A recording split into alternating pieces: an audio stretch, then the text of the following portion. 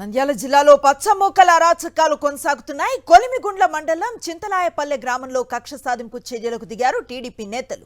చీనీ తోటను జేసీబీలతో నాశనం చేశారు టీడీపీ నేతలు. అడ్డుకున్న వైఎస్ఆర్సీపీ సానుభూతి పరులు అమినాబీ, జైనాల్బీ, ఇమాంబీలపై దాడి చేశారు. మహిళలని కూడా చూడకుండా దాడికి దిగారు టీడీపీ నేతలు. మహిళలపై కట్టెలు, రాళ్లతో దాడికి దిగారు. దాడిలో 3 మహిళలతో పాటు 6వ తరగతి చదువుతున్న హాసిని అనే విద్యార్థినికి కూడా గాయాలయ్యాయి.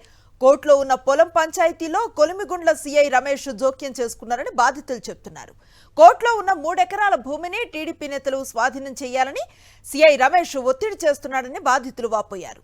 బాధితులను పరామర్శించి అన్ని విధాల వైఎస్ఆర్సీపీ అండగా ఉంటుందని హామీ ఇచ్చారు బనగానపల్లె మాజీ ఎమ్మెల్యే కాటసాని రామిరెడ్డి.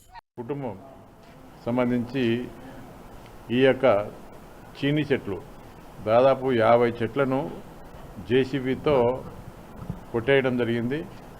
మరి ఈరోజు వీళ్లకు న్యాయం చేయమని చెప్పి గతంలో కూడా కోర్టులో కూడా కేసు నడుస్తూ ఉంది. మరి ఇటువంటి పరిస్థితుల్లో కొలిమిగుండ్లకు సంబంధించిన సిఐ గారు వీళ్ళని స్టేషన్కు పిలిపించి మరి వీళ్ళనే బెదిరియడం జరుగుతూ ఉంది. ఎందుకంటే కోర్టులో కేసు ఉంది. కేసు తెగిన తర్వాత ఏదైనా కూడా న్యాయాలు కోర్టు ద్వారా మరి తెలుసుకోవచ్చు.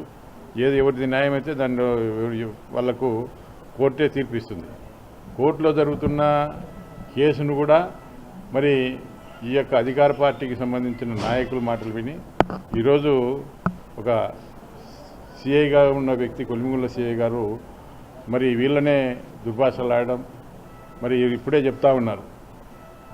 మాకు సిఐ సపోర్ట్ ఉంది, మేము సిఐ చెప్పినాడు, మాకు ఈ పొక్లైన్తో దున్నేయమని చెప్పినాడని చెప్పి సాక్షాత్తు వీళ్ళే చెప్తా ఉన్నారు. మరి ఇటువంటి పరిస్థితుల్లో మరి పోలీసులు ఏ విధంగా న్యాయం చేస్తారు?